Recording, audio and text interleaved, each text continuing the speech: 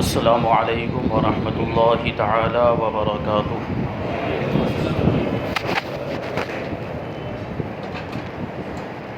الحمد للہ رب العالمین والعاقبۃ للمتقین والصلاة والسلام علی سید الانبیاء والمرسلین وعلى آلہ واصحابہ اجمعین، اما بعد فاعوذ باللہ من الشیطان الرجیم، بسم اللہ الرحمن الرحیم۔ سبحان الذي أسرى بعبده ليلا من المسجد الحرام إلى المسجد الأقصى الذي باركنا حوله لنريه من آياتنا إنه هو السميع البصير۔ صدق الله مولانا العظيم، وصدق رسوله النبي الأمين المتين الكريم، ونحن على ذلك لمن الشاهدين والشاكرين والذاكرين والحامدين والحمد لله رب العالمين۔ آئیے ہم اور آپ سب سے پہلے حضور سرور کائنات، فخر موجودات، باعث تخلیق کائنات، احمد مجتبی محمد مصطفیٰ صلی اللہ علیہ وسلم کی بارگاہ بے کس پناہ میں جھوم جھوم کر درود و سلام کا نذرانہ عقیدت پیش کریں اور پڑھیں اللہم صلی علی سیدنا و مولانا محمد معدن الجود والکرم وآلہ الکرام وابنہ الکریم وبارک وسلم صلاۃ و سلاما علیک یا رسول اللہ صلی اللہ تعالی علیہ وسلم۔ عزیزان ملت اسلامیہ، آج 27 رجب المرجب ہے، شب معراج کے بعد کا دن، جسے ہم ہمارے عرف میں بڑا دن کہتے ہیں۔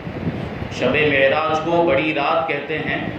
اور اس کے بعد والے دن کو بڑا دن کہتے ہیں،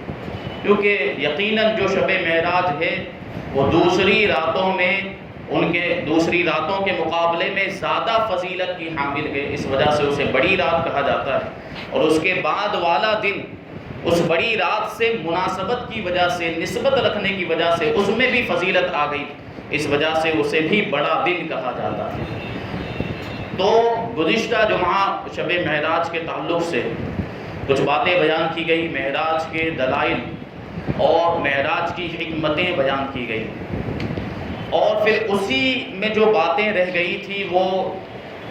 گزشتہ رات شب معراج کو کچھ اور باتیں بیان کی گئی۔ آپ حضرات میں سے کچھ لوگ موجود تھے کل رات، کچھ لوگ موجود نہیں تھے، تو وہ بیان ریکارڈ ہوا ہے، یوٹیوب پر اپلوڈ کیا گیا ہے۔ آپ حضرات یوٹیوب پر جا کر اس بیان کو بھی سن لیں، گزشتہ رات کے بیان، تاکہ کڑی سے کڑی مل جائے، بات کو سمجھنے میں آسانی ہو۔ یوٹیوب جو چینل ہے مفتی سلیم مصباحی کے نام سے، اس پر آپ جا کر اس بیان کو سن لیں۔ اللہ تبارک و تعالی ہم سب کو توفیق عطا فرمائے۔ تو انشاءاللہ تبارک و تعالی آگے کی کچھ باتیں بیان کی جائیں گی شب معراج کے تعلق سے۔ اللہ تبارک و تعالی نے اپنے حبیب صلی اللہ علیہ وسلم کو یہ معجزہ عطا فرمایا۔ اس کا سب سے بڑا مقصد یہ تھا کہ نبی پاک صلی اللہ علیہ وسلم کی بزرگی اور برتری پوری دنیا کے سامنے ظاہر ہو جائے۔ یہ مقام و مرتبہ ایسا تھا، معراج کا یہ معجزہ ایسا نبی پاک صلی اللہ علیہ وسلم کو اللہ تبارک و تعالی نے عطا فرمایا کہ ایسا معجزہ آپ سے پہلے کسی بھی نبی کو نہیں ملا۔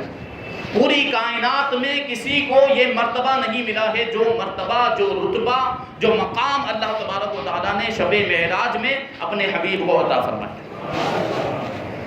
اور اس کا سب سے بڑا مقصد یہ تھا کہ حضور رحمت عالم صلی اللہ علیہ وسلم سردار کائنات ہیں، سب سے بڑا مرتبہ پوری کائنات میں کسی کا ہے تو وہ ہمارے آقا کا ہے، اس کو ظاہر کرنا بھی مقصود تھا۔ تو دیکھیں آپ، نبی پاک صلی اللہ علیہ وسلم معراج کی رات مسجد حرام سے مسجد اقصی تشریف لے گئے، اور مسجد اقصی میں سارے انبیاء کرام موجود تھے، وہاں سارے انبیاء کرام کی امامت فرمائی ہے۔ پوری دنیا کے اندر سب سے زیادہ برگزیدہ، سب سے بڑے مرتبے والی کوئی جماعت ہے تو وہ انبیاء کرام کی جماعت ہے۔ مسجد اقصیٰ کے اندر انبیاء کرام کے امام کوئی ہیں تو وہ ہمارے آقا حضور رحمت عالم صلی اللہ علیہ وسلم ہے۔ تو اس سے پتہ چل گیا کہ سب سے زیادہ برگزیدہ جماعت انبیاء کرام کی ہے، اور انبیاء کرام کے سردار ہمارے آقا حضور رحمت عالم صلی اللہ علیہ وسلم۔ تو اس سے بھی بزرگی ظاہر ہوئی اور مرتبے کی بلندی ظاہر ہوئی۔ پھر نبی پاک صلی اللہ علیہ وسلم کو اللہ تبارک و تعالیٰ نے آسمانوں میں بلایا، اور بیت المعمور کے اندر نبی پاک صلی اللہ علیہ وسلم نے فرشتوں کی امامت فرمائی، اور اس سے یہ بات ظاہر ہو گئی کہ نبی پاک صلی اللہ علیہ وسلم سارے انسانوں کے بھی سردار ہیں، سارے فرشتوں کے بھی سردار ہیں، بلکہ پوری کائنات کے سردار ہیں۔ یہ شان، یہ مقام و مرتبہ۔ اب آپ غور کریں، ایک سوال یہ پیدا ہوتا ہے کہ نبی پاک صلی اللہ علیہ وسلم کو اللہ تبارک و تعالیٰ نے جو معراج عطا فرمائی ہے، تو یہ واقعہ جو پیش آیا یہ رات میں پیش آیا، دن میں پیش نہیں آیا۔ تو سوال یہ پیدا ہوتا ہے کہ اللہ تبارک و تعالیٰ نے اپنے حبیب کو رات میں کیوں بلایا، رات کے مختصر عرصے میں کیوں بلایا، دن میں کیوں نہیں بلایا؟ تو اس کے پیچھے حکمت یہ ہے تاکہ زندیق اور صدیق، مکذب اور مصدق، مومن اور کافر کے درمیان امتیاز اور فرق ہو جائے۔ کیوں؟ کیونکہ اگر نبی پاک صلی اللہ علیہ وسلم کو اللہ تبارک و تعالیٰ دن میں معراج کے لیے بلاتا تو پھر کوئی بھی معراج کا انکار نہیں کر سکتا تھا، کیونکہ سب کی نگاہوں کے سامنے یہ واقعہ پیش آتا، لوگ اپنی نگاہوں سے دیکھ لیتے کہ یہ براق ہے، یہ جبرائیل ہیں، اور سرکار دو جہاں صلی اللہ علیہ وسلم آسمانوں کی سیر کے لیے تشریف لے جا رہے ہیں، پھر کسی کے لیے انکار کی گنجائش نہیں رہتی۔ اسی لیے رات میں اللہ تبارک و تعالیٰ نے اپنے حبیب صلی اللہ علیہ وسلم کو اپنی بارگاہ میں بلایا، تاکہ نبی پاک صلی اللہ علیہ وسلم آسمانوں کی سیر کرنے کے بعد جب واپس تشریف لائیں اور لوگوں کے درمیان آنے کے بعد اعلان فرمائیں کہ میں معراج میں جا کر آیا ہوں، میں آسمانوں کی سیر کر کے واپس آ گیا ہوں۔ صبح کو آنے کے بعد جب نبی پاک صلی اللہ علیہ وسلم یہ اعلان فرمائیں تو جو نبی پاک صلی اللہ علیہ وسلم کی تصدیق کرے وہ صدیق ہو جائے، اور جو انکار کرے وہ زندیق اور ابو جہل ہو جائے۔ روایتوں میں آیا ہے کہ نبی پاک صلی اللہ علیہ وسلم نے جب واقعے معراج کی خبر لوگوں کو سنائی تو اس واقعے کو سن کر جو کمزور ایمان والے تھے وہ مرتد ہو گئے، اسلام سے پھر گئے، اور کفار نے ہنسی مذاق بنانا شروع کر دیا۔ اس کفار نے، مشرکین نے واقعہ معراج کا انکار کیا، نبی پاک صلی اللہ علیہ وسلم کو جھٹلایا، اور کفار و مشرکین کی ایک جماعت حضرت ابوبکر صدیق رضی اللہ تعالیٰ عنہ کے پاس آئی، اور آنے کے بعد کہنے لگے کہ تمہارے دوست جو ہیں، یعنی حضور پاک صلی اللہ علیہ وسلم کی طرف اشارہ کر کے کہا کہ تمہارے دوست یہ گمان کرتے ہیں، تمہارے دوست یہ دعویٰ کرتے ہیں کہ وہ راتوں رات آسمانوں کی سیر کو تشریف لے گئے اور وہاں سے واپس بھی آئے ہیں۔ تو حضرت ابوبکر صدیق رضی اللہ تعالیٰ عنہ پوچھتے ہیں کفار و مشرکین سے، کیا میرے حبیب نے ایسا ارشاد فرمایا کہ؟ تو کفار نے کہا کہ ہاں، محمد صلی اللہ علیہ وسلم نے ایسا ارشاد فرمایا۔ حضرت ابوبکر صدیق کا جملہ سنیں، نوٹ کرنے والا بڑا تاریخی جملہ ہے۔ حضرت ابوبکر صدیق ارشاد فرماتے ہیں، لئن قال ذلك لقد صدق، اگر میرے حبیب نے ایسا ارشاد فرمایا ہے تو سچ فرمایا ہے، میں اس کی تصدیق کرتا ہوں۔ اور پھر اب کفار و مشرکین کہنے لگے کہ ابو بکر ایسی بعید بات میں بھی تم ان کی تصدیق کرتے ہو، عقل سے کتنی پرے بات ہے، عقل میں آنے والی بات نہیں، اتنی بعید بات میں بھی تم محمد صلی اللہ علیہ وسلم کی تصدیق کرتے ہو۔ تو آگے حضرت ابوبکر صدیق ارشاد فرماتے ہیں کہ انی لاصدقہ فیما ابعد من ذلک، کہ میں تو اس سے بھی زیادہ بعید بات میں ان کی تصدیق کرتا ہوں۔ معراج کا واقعہ یقیناً بہت ہی عجیب و غریب واقعہ ہے، مختصر عرصے میں آسمانوں کی سیر کر کے واپس تشریف لانا، میں اس کی تصدیق کرتا ہوں۔ اگر اس سے بھی زیادہ عقل سے دور کوئی بات میرے آقا ارشاد فرماتے تو میں اس کی بھی تصدیق کر لیتا ہوں۔ اسی وجہ سے حضرت ابوبکر صدیق کو صدیق کہا جاتا ہے۔ اسی کے بعد سے حضرت ابوبکر صدیق رضی اللہ تعالیٰ عنہ نے نبی پاک صلی اللہ علیہ وسلم کی تصدیق کی تو آپ کا لقب صدیق ہو گیا، اور صدیق اکبر آپ کو کہا جانے لگ گیا۔ اور ابو جہل نے انکار کیا تو لوگ اس کا اصلی نام بھول گئے، اس کا نام ہی ابو جہل ہو گیا، جہالت کا باپ۔ نبی پاک کا انکار کرنے کی وجہ سے، نبی پاک کو جھٹلانے کی وجہ سے اسے ابو جہل، اس کا نام عمرو بن ہشام تھا۔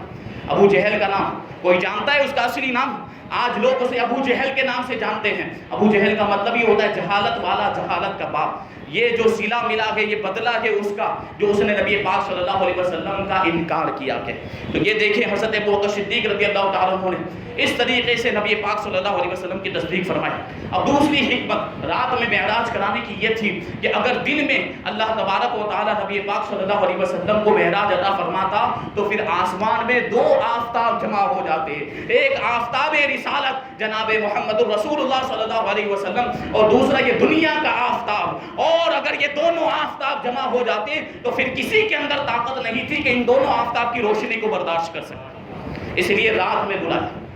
تیسری حکمت یہ ہے کہ نبی پاک صلی اللہ علیہ وسلم کا جو نور ہے وہ نور حقیقی ہے،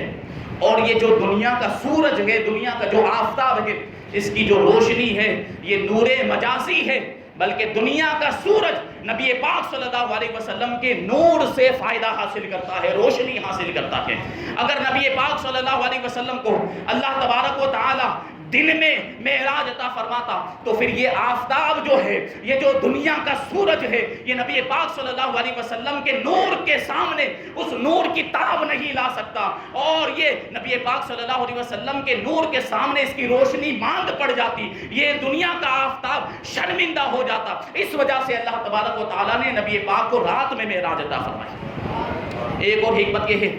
کہ جب کوئی محبت کرنے والا اپنے محبوب سے راز و نیاز کی باتیں کرنا چاہتا ہے تو اسے رات میں بلایا کرتا ہے، کیونکہ رات پردہ پوش ہوا کرتی ہے، رات میں بات کو راز رکھنا آسان ہوتا ہے، رات میں بات کو چھپانا آسان ہوتا ہے۔ اسی وجہ سے اللہ تبارک و تعالیٰ نے بھی فَأَوْحَىٰ إِلَىٰ عَبْدِهِ مَا أَوْحَىٰ جو راز و نیاز کی باتیں تھیں، وہ راز و نیاز کی باتیں کرنے کے لیے اپنے حبیب کو رات میں بلایا تاکہ کسی غیر کو ان راز و نیاز کی باتوں پر اطلاع نہ ہو سکے۔ نبی پاک صلی اللہ علیہ وسلم کو رات میں معراج کرانے کی ایک اور حکمت یہ ہے کہ نبی پاک صلی اللہ علیہ وسلم جب رات میں تشریف لے جائیں، کیونکہ اللہ کی بارگاہ میں حاضر ہونا تھا، تو جو آپ کے جسم مبارک پر بشریت کے 70,000 پردے تھے، 70,000 حجاب تھے، ان حجابوں کو اتارنا بھی تھا، ان حجابوں کو اتارا جانا بھی تھا، اللہ تبارک و تعالیٰ کی طرف سے حکم تھا۔ اب نبی پاک صلی اللہ علیہ وسلم کا جو جمال ہے، جو حسن ہے، وہ 70,000 بشریت کے حجاب میں پوشیدہ تھا۔ اس کے باوجود صحابہ کرام کا بیان ہے کہ ہم نگاہ بھر کے نبی پاک صلی اللہ علیہ وسلم کے چہرے کو دیکھ نہیں سکتے تھے، تو اگر 70,000 حجاب اٹھا دیے جاتے تو کس کی آنکھ میں طاقت تھی کہ نبی پاک صلی اللہ علیہ وسلم کے جمال کو دیکھ سکتا تھا؟ اس لیے رات میں بلایا۔ یہ حکمتیں ہیں رات میں تشریف لے جانا۔ پھر یہ بات بھی ہے کہ رات کا جو وقت ہوتا ہے وہ دعاؤں کی قبولیت کا وقت ہوتا ہے، توبہ اور استغفار کی قبولیت کا وقت ہوتا ہے۔ اللہ تبارک و تعالیٰ کی طرف سے خود آخری شب رات کے آخری حصے میں ندا کرنے والا ندا کر کے کہتا ہے کوئی توبہ کرنے والا کہ اس کی توبہ کو قبول کیا جائے، ہے کوئی روزی طلب کرنے والا کہ اسے روزی دے دی جائے، ہے کوئی عافیت طلب کرنے والا کہ اسے عافیت دے دی جائے۔ یہ رات کا جو وقت ہوتا ہے یہ توبہ کی قبولیت کا وقت۔ اللہ تبارک و تعالیٰ علیم و خبیر ہے، وہ جانتا ہے کہ میرا حبیب صلی اللہ علیہ وسلم ہمیشہ اپنی امت کی فکر میں رہتا ہے، ہمیشہ اپنی امت کی بخشش کے لیے دعائیں کرتا رہتا ہے، اور اگر اس کو میں معراج میں بلاؤں گا تو وہاں بھی اپنی امت کی فکر اسے ستا رہی ہوگی، وہاں بھی اپنی امت کی بخشش کے لیے دعائیں کرے گا۔ اسے رات کے وقت میں بلایا جائے تاکہ وہ رات کے وقت میں میری بارگاہ میں حاضر ہو، اپنی امت کی بخشش کے لیے دعا کرے، اور اس کی دعا کے بدلے میں اس کی امت کے گناہوں کو معاف کر دوں، اس کی امت کی بخشش کرواؤں۔ تو یہ جو معراج کی رات ہے یہ امت کی بخشش کی رات ہے، مغفرت کا تحفہ ہمیں اس میں عطا کیا گیا۔ تو یہ شان و شوکت رات میں معراج عطا فرمانے کی یہ حکمتیں ہیں۔ اب معراج کی ابتدا کہاں سے ہوئی؟ اس میں مختلف روایتیں۔ ایک روایت میں آیا کہ نبی پاک صلی اللہ علیہ وسلم اپنے گھر میں تشریف فرما تھے کہ گھر کی چھت کھل گئی، اور ایک روایت میں ہے کہ نبی پاک صلی اللہ علیہ وسلم حتیم کعبہ کے اندر موجود تھے کہ حضرت جبرائیل آئے۔ حتیم کعبہ یعنی خانہ کعبہ کے پاس جو گول دائرہ دیوار بنی ہوئی ہے اس کو حتیم کہا جاتا ہے۔ ایک روایت میں ہے کہ نبی پاک صلی اللہ علیہ وسلم وہاں تشریف فرما تھے کہ حضرت جبرائیل آئے،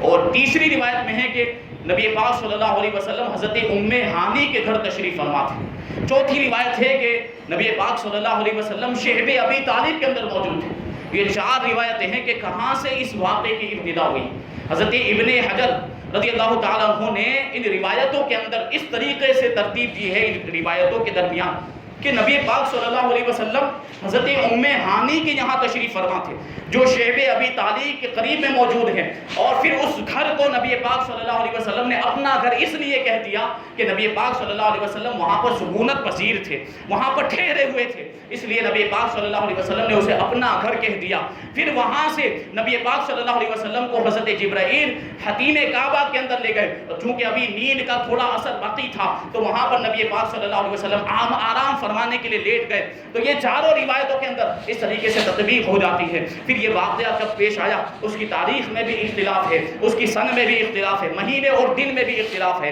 روایتوں میں آیا ہے کہ ہجرت سے 1 سال پہلے یہ واقعہ پیش آیا، ایک روایت میں ہے کہ ہجرت سے 2 سال پہلے، اور ایک روایت میں ہے کہ ہجرت سے 3 سال پہلے یہ واقعہ پیش آیا۔ اب جو رات ہے اس رات میں بھی اختلاف ہے کہ جمعہ کی رات تھی یا پیر کی رات تھی یا سنیچر کی رات تھی، لیکن سیرت حلبیہ کے اندر ایک اور یہ ذکر کیا گیا ہے کہ معراج کی رات یہ پیر کی رات تھی، کیونکہ نبی پاک صلی اللہ علیہ وسلم کی ولادت پیر کے دن ہوئی ہے، اور اسی دن آپ کا وصال ہوا ہے، اور پیر ہی کے دن نبی پاک صلی اللہ علیہ وسلم نے نبوت کا اعلان فرمایا، پیر ہی کے دن نبی پاک صلی اللہ علیہ وسلم نے مکہ معظمہ سے ہجرت فرمائی، اور پیر ہی کے دن نبی پاک صلی اللہ علیہ وسلم مدینہ منورہ تشریف لائے۔ تو شب معراج جو ہوئی یہ بھی پیر کی رات کو ہی ہوئی ہے۔ پھر تاریخ میں اور دن میں مہینے میں بھی اختلاف ہے، ایک روایت میں ہے کہ 17 ربیع الاول کو معراج کا واقعہ پیش آیا، ایک روایت میں 27 ربیع الاول، ایک روایت میں ہے 27 رمضان المبارک، ایک روایت میں ہے 27 ربیع الاخر، اور ایک روایت میں ہے 27 رجب المرجب، اور یہی قول زیادہ قوی ہے۔ اسی قول کے مطابق اس کے قوی ہونے کی وجہ سے ہم 27 رجب المرجب کی جو رات ہوتی ہے اس رات میں شب معراج منایا کرتے ہیں۔ حضرت شیخ عبدالحق محدث دہلوی رحمۃ اللہ تعالی علیہ ارشاد فرماتے ہیں ان اعلم انه قد اشتهر بديار العرب فيما بين الناس ان معراجه صلی اللہ علیہ وسلم كان ل27 و20 من رجب، کہ دیار عرب نے ملک عرب میں لوگوں کے درمیان یہ مشہور ہے کہ نبی پاک صلی اللہ علیہ وسلم کی جو معراج ہے یہ 27 رجب المرجب کو ہوئی ہے۔ تو دیار عرب میں ہی صرف مشہور نہیں بلکہ ہمارے دیار میں ہندوستان میں بھی یہ بات مشہور ہے کہ یہ جو شب معراج ہے یہ 27 رجب المرجب کو ہوئی۔ تو اسی وجہ سے ہم 27 رجب المرجب کو نبی پاک صلی اللہ علیہ وسلم کی معراج بناتے ہیں۔ اب دیکھیے ادھر نبی پاک صلی اللہ علیہ وسلم عشاء کی نماز سے فارغ ہونے کے بعد بستر استراحت پر آرام فرمانے کے لیے تشریف لے گئے، آنکھیں محو خواب ہو گئی اور دل اللہ کی یاد میں مشغول ہو گیا۔ ادھر دوسری جانب اللہ تبارک و تعالیٰ نے حضرت جبریل علیہ السلام کو حکم دیا کہ جبرائیل آج رات کو طاعت و فرما برداری و تسبیح و تہلیل چھوڑ دو، اور حضرت اسرافیل علیہ السلام کو حکم سنا دو کہ وہ سور نہ پھونکیں آج کی رات، اور اسرائیل علیہ السلام کو خبر دے دو کہ وہ اپنا ہاتھ روحوں کو قبض کرنے سے روک لیں، اور میکائیل علیہ السلام کو خبر سنا دو کہ وہ رزق پہنچانا بند کر دیں، آج جو ہے روزی پہنچانا بند کر دیں، اور جو حوران بہشت ہیں ان کو جا کے خبر سنا دو کہ وہ آراستہ اور بے راستہ ہو کر زر اور جواہر کے طبق ہاتھ میں لے کر غرفہ جنت میں صف باندھ کر کھڑی ہو جائیں، اور جو داروغہ جنت ہیں ان کو جا کر حکم سنا دو کہ جنت کی آئینہ بندی کر دی جائے، جنت کو سنوار دیا جائے، جنت کو آراستہ کر دیا جائے، اور جو داروغہ جہنم جو مالک جہنم ہے ان کو جا کر خبر دے دو، ان کو حکم سنا دو کہ جہنم کے دروازے بند کر دیے جائیں، اور حضرت ابراہیم، حضرت آدم علیہ السلام، حضرت عیسیٰ اور حضرت موسیٰ علیہ السلام اور تمام انبیاء کرام علیہ السلام کو یہ خبر سنا دو کہ وہ اپنی روحوں کو روائح قدس سے معطر و معمبر کر لیں، پھر تم جنت میں جاؤ، 70,000 فرشتوں کو ساتھ میں لے کر جاؤ، اور جنت سے ایک براق لے کر میرے حبیب صلی اللہ علیہ وسلم کی بارگاہ میں زمین پر تشریف لے جاؤ، اور میرے حبیب کی بارگاہ میں حاضر ہو کر عرض کرو کہ آج کی رات آپ کا رب آپ کو بلاتا ہے، آپ کو یاد فرماتا ہے، اپنا کلام سنانے کے لیے، اپنا دیدار کرانے کے لیے اپنی بارگاہ میں بلاتا ہے۔ حضرت جبرائیل علیہ السلام براق لینے کے لیے جنت میں تشریف لے گئے، اللہ تبارک و تعالیٰ کی حکم کی تعمیل کرتے ہوئے، تو کیا دیکھا کہ جنت کے اندر 40,000 براق چل رہے ہیں، 40,000 براق، اور ہر براق کی پیشانی پر سرکار دو عالم صلی اللہ علیہ وسلم کا نام مبارک لکھا ہوا تھا۔ اب حضرت جبریل علیہ السلام حیران و پریشان، براق لانے کے لیے کہا گیا اور یہاں تو 40,000 براق ہیں، ان میں سے کس براق کا انتخاب کیا جائے، کون سے براق کو لے کر جایا جائے؟ حضرت جبرائیل علیہ السلام اسی حیرانی اور پریشانی میں تھے کہ کیا دیکھتے ہیں کہ ایک براق جو بڑا غمزدہ، بڑا غمگین ہے اور ایک کنار پر کھڑا ہوا رو رہا ہے، آنسو بہا رہا ہے، سر جھکائے ہوئے کھڑا۔ حضرت جبرائیل علیہ السلام اس براق کے قریب گئے اور رنج و غم کا سبب دریافت کیا، رونے کی وجہ پوچھی تو اس براق نے جواب دیا کہ 40,000 سال ہوئے جب سے میں نے اللہ کے حبیب صلی اللہ علیہ وسلم کا نام نامی اس میں گرامی سنا ہے، تب سے لے کر آج تک نبی پاک صلی اللہ علیہ وسلم کے عشق میں، آپ کی محبت میں رو رہا ہوں، نہ مجھے چڑھنے کا شوق ہے نہ آرام کرنے کو دل چاہتا ہے۔ حضرت جبرائیل علیہ السلام نے جب اس براق کو نبی پاک صلی اللہ علیہ وسلم کی محبت میں ڈوبا ہوا دیکھا تو اسی براق کو نبی پاک کی سواری کے لیے منتخب فرما دیا۔ نبی پاک کی محبت کی وجہ سے، نبی پاک کے عشق میں رونے کی وجہ سے، تڑپنے کی وجہ سے اسے یہ شرف ملا کہ حضور کی سواری کے لیے اسی براق کا انتخاب کر لیا گیا۔ اب یہ براق کی شان کیا تھی؟ اس براق کے بارے میں روایتوں میں آیا کہ یہ گدھے سے تھوڑا بڑا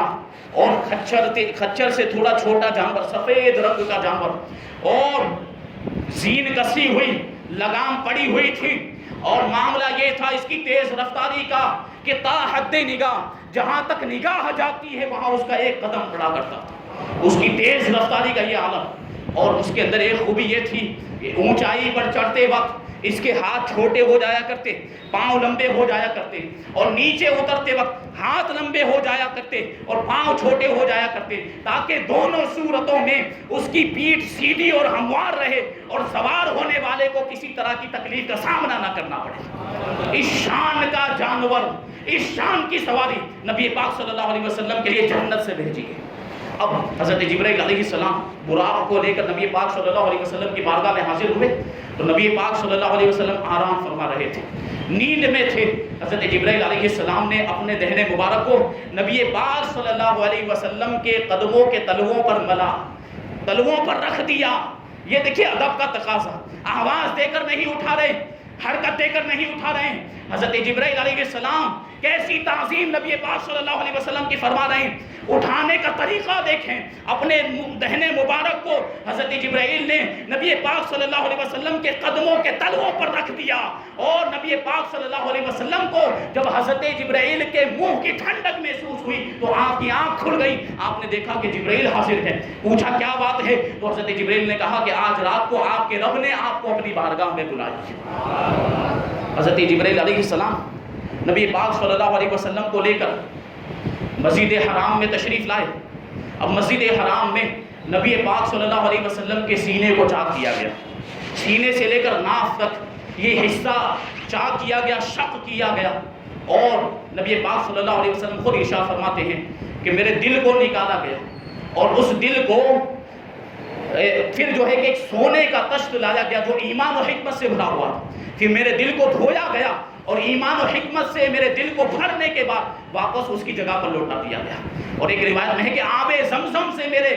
دل کو دھویا گیا، پھر ایمان و حکمت سے بھرنے کے بعد میرے دل کو اسی کی جگہ پر لوٹا دیا گیا۔ یہ آپریشن تو آج ہوتے ہیں، یہ آپریشن کی دلیل دیکھیں، نبی پاک صلی اللہ علیہ وسلم کے سینے کو فرشتوں نے چاک کیا اور نشانات تھے، لیکن نبی پاک صلی اللہ علیہ وسلم کو تکلیف کا احساس نہیں ہوا۔ یہ شق صدر کا واقعہ نبی پاک صلی اللہ علیہ وسلم کی زندگی میں 4 مرتبہ پیش آیا۔ ایک مرتبہ جب آپ حضرت حلیمہ رضی اللہ تعالیٰ عنہا کے پاس تھے تو اس وقت فرشتوں نے آپ کے سینے کو چاک کیا، آپ کے قلب مبارک کو باہر نکالا اور پھر اندر واپس کر دیا، تاکہ بچپن کے زمانے میں جو بچوں کے دل میں لہو و لعب اور کھیل کود کی محبت ہوا کرتی ہے وہ محبت آپ کے دل سے نکل جائے۔ پھر جب آپ کی 10 سال کی عمر ہوئی اس وقت بھی آپ کے سینے کو چاک کیا گیا، آپ کے قلب مبارک کو باہر نکالا گیا، تاکہ بالغ ہونے سے پہلے آپ کے قلب مبارک سے جوانی کے عالم میں جو جوانی کی خواہشات ہوتی ہیں، جوانی کے کچھ ایسے کام ہوتے ہیں جو اللہ تبارک و تعالیٰ کی رضامندی کے خلاف ہوتے ہیں، وہ بھی آپ کے دل سے نکل جائے۔ اور جب آپ پر پہلی وحی نازل ہونے والی تھی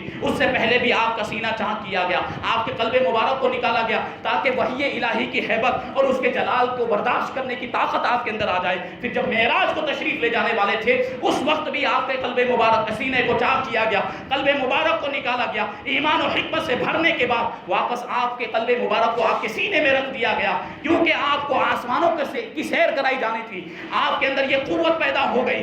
تاکہ آپ آسمانوں کی سیر کو جائیں اور عالم سماوات کا مشاہدہ کریں، خاص طور پر اللہ تبارک و تعالیٰ کا دیدار کرنے میں، اللہ تبارک و تعالیٰ کا جلوہ دیکھنے میں کسی طرح کی کوئی دشواری کا سامنا نہ کرنا پڑے۔ تو یہ شق صدر کا جو واقعہ یہ 4 مرتبہ پیش آیا۔ اب سوال یہ پیدا ہوتا ہے کہ سونے کا تشت لایا گیا، فرشتے سونے کا تشت لائے تھے جو ایمان اور حکمت سے بھرا ہوا، جبکہ ہماری شریعت میں یہ ہے کہ سونے کے برتن استعمال کرنا جائز نہیں ہے۔ تو اس کی وجہ کیا ہے، اس کا جواب کیا ہے؟ تو اس کا جواب یہ ہے کہ یہ دنیا کا حکم ہے کہ دنیا میں سونے کے برتن استعمال کرنا جائز نہیں ہے۔ آخرت میں مومن سونے کے برتن استعمال کریں گے، جنت میں سونے کے برتن ہوں گے۔ اللہ کے رسول صلی اللہ علیہ وسلم نے ارشاد فرمایا لہم فی الدنیا ولنا فی الآخرہ، یہ سونے کے برتنوں کا استعمال کفار کے لیے دنیا میں جائز، کفار کے لیے دنیا میں ہے اور ہمارے لیے آخرت میں ہے۔ ایک وجہ تو یہ ہے۔ پھر ایک دوسری وجہ یہ تھی کہ نبی پاک صلی اللہ علیہ وسلم نے سونے کے تشت کا استعمال نہیں فرمایا، وہ تو فرشتوں نے استعمال فرمایا تھا، وہ فرشتے مکلف نہیں ہیں شریعت کے۔ پھر ایک اور وجہ یہ ہے کہ دنیا میں استعمال جائز نہیں ہے، آخرت میں استعمال جائز ہے، اور جو معراج کا واقعہ ہے یہ عالم آخرت سے تعلق رکھتا ہے۔ یہ وجہ بیان کی گئی ہے کتابوں کے اندر۔ پھر نبی پاک صلی اللہ علیہ وسلم کی بارگاہ میں حضرت جبرائیل علیہ السلام براق کو لے کر حاضر ہوئے۔ حضرت جبرائیل علیہ السلام نبی پاک صلی اللہ علیہ وسلم کو مسجد حرام سے لے کر براق کے پاس تشریف لائے۔ تو براق کا معاملہ یہ تھا کہ براق کی رکاب حضرت جبرائیل علیہ السلام تھامے ہوئے تھے اور اس کی لگام حضرت میکائیل علیہ السلام نے پکڑی ہوئی تھی۔ 70,000 فرشتوں کی جماعت کے ساتھ یہ حضرت میکائیل علیہ السلام اور حضرت جبرائیل علیہ السلام براق کو لے کر کھڑے ہوئے تھے اور نبی پاک صلی اللہ علیہ وسلم کا استقبال کرنے کے لیے، آپ کا خیر مقدم کرنے کے لیے حاضر تھے۔ جیسے ہی فرشتوں کی نظر سرکار دو عالم صلی اللہ علیہ وسلم کے چہرے مبارک پر پڑی، سب نے نہایت ادب کے ساتھ سلام عرض کیا، اور جو انعامات نبی پاک صلی اللہ علیہ وسلم کو عطا ہونے والے تھے اور اللہ تبارک و تعالیٰ کی رضامندی کی خوشخبری سنائی اور مبارکبادیاں دی، نبی پاک صلی اللہ علیہ وسلم نے بھی ان کے سلام کا جواب دیا۔ اب یہ براق جو ہے اس کی شان اور دیکھیں آپ، یہ براق کو براق کیوں کہا جاتا ہے، اس کی وجہ تسمیہ کیا ہے؟ یہ براق جو مشتق ہے یہ برق یعنی بجلی، برق کا معنی ہوتا ہے بجلی، برق سے مشتق ہے، جو کہ تیز رفتاری میں براق بجلی کی طرح چلا کرتا تھا، اس کی تیز رفتاری کا عالم یہ تھا۔ دوسری وجہ یہ بیان کی گئی کہ جس طریقے سے بجلی کے اندر چمک ہوتی ہے اسی طرح روشن اور چمکدار یہ براق ہوتی ہے، اس کا معاملہ یہ تھا۔ اور پھر براق کو نبی پاک صلی اللہ علیہ وسلم کی بارگاہ میں پیش کیا گیا۔ اب نبی پاک صلی اللہ علیہ وسلم نے جیسے ہی براق کو دیکھا تو آپ کی آنکھوں سے آنسو جاری ہو گئے، آپ نے نگاہوں کو جھکا لیا۔ تو اللہ تبارک و تعالیٰ کی طرف سے حکم آیا، جبریل پوچھو میرے حبیب سے کہ توقف کرنے اور رنج و غم کی وجہ کیا ہے، آنسو جاری ہونے کی وجہ کیا ہے، رونے کی وجہ کیا ہے؟ حضرت جبریل نے پوچھا تو حضور صلی اللہ علیہ وسلم نے ارشاد فرمایا کہ آج کی رات اللہ تبارک و تعالیٰ نے مجھے کیسے انعام و اکرام سے نوازا ہے کہ میری سواری کے لیے جنت سے براق کو بھیجا۔ کل قیامت کا دن جب میری امت قبروں سے اٹھے گی اور میری امت کا معاملہ یہ ہوگا کہ بھوکی پیاسی ہو، سر پر گناہوں کا بوجھ ہوگا، سر سے لے کر پاؤں تک کپڑے نہیں ہوں گے، برہنہ ہوگی، بڑی پریشانی کا عالم ہوگا۔ کل قیامت کا دن جو ہوگا وہ 50,000 سال کے برابر ہوگا، 30,000 سال کے برابر پرصراط کی راہ ہوگی۔ میری امت کس طریقے سے اس راستے کو طے کرے گی، اسی کی فکر میں پریشان ہوں، اسی کا غم مجھے ستا رہا ہے۔ جب یہ بات سنی تو اللہ تبارک و تعالیٰ کا حکم آیا، اے حبیب اپنے دل سے رنج و غم نکال دو، جس طریقے سے آج رات کو تمہاری سواری کے لیے ہم نے جنت سے براق بھیجا ہے، آپ قیامت کے دن آپ کے ہر امتی کی قبر پر ہم براق بھیجیں گے، آپ کے ہر امتی کو براق پر سوار کر کے قیامت کی جو 50,000 سال کی جو مسافت ہے پلک جھپکتے طے کرا کر جنت میں پہنچا دیں گے۔ یہ نبی پاک صلی اللہ علیہ وسلم کے صدقے میں ہمیں یہ انعام ملا۔ اب آپ یہ بھی غور کریں کہ نبی پاک صلی اللہ علیہ وسلم نے ہر موقع پر ہر وقت اپنی امت کو یاد رکھا ہے، ہر وقت حضور کو نبی اپنی امت کی فکر ستاتی رہتی تھی۔ جب نبی پاک صلی اللہ علیہ وسلم نے ہمارا اتنا خیال کیا، ہمارے لیے اتنی دعائیں کرتے رہے، ہماری اتنی فکر کرتے رہے، تو ہمیں نبی پاک صلی اللہ علیہ وسلم کو کتنا یاد کرنا چاہیے۔ اسی اعتبار سے ہمیں بھی نبی پاک صلی اللہ علیہ وسلم کا ذکر کرنا چاہیے، آپ کے حکم کی تعمیل کرنی چاہیے، آپ کی سنتوں پر عمل کرنا چاہیے، آپ کے فرامین پر عمل کرنا چاہیے۔ اللہ تبارک و تعالی ہمیں، آپ کو، ہم سب کو نبی پاک صلی اللہ علیہ وسلم کی سنتوں پر عمل کرنے کی توفیق عطا فرمائے، نبی پاک صلی اللہ علیہ وسلم سے سچی پکی محبت کرنے کی توفیق عطا فرمائے، ہمارے سینوں کو عشق رسول کا مدینہ بنائے۔ یہ تو ابھی واقعہ معراج کی شروعات ہوئی ہے، یہاں سے پھر نبی پاک صلی اللہ علیہ وسلم مسجد اقصیٰ کی طرف روانہ ہوئے، درمیان میں راستے میں بھی بہت سارے واقعات پیش آئے، پھر وہاں کون سے واقعات پیش آئے، پھر وہاں سے آسمانوں کی سیر کو تشریف لے گئے۔ یہ ایک تفصیل ہے، انشاءاللہ تبارک و تعالی زندگی رہی تو آئندہ سال یہ سارے واقعات بیان کیے جائیں گے۔ اللہ تبارک و تعالی جو کچھ بھی بیان ہوا اس پر ہمیں، آپ کو، ہم سب کو عمل کرنے کی توفیق عطا فرمائے۔ وما علینا الا البلاغ۔ سنتیں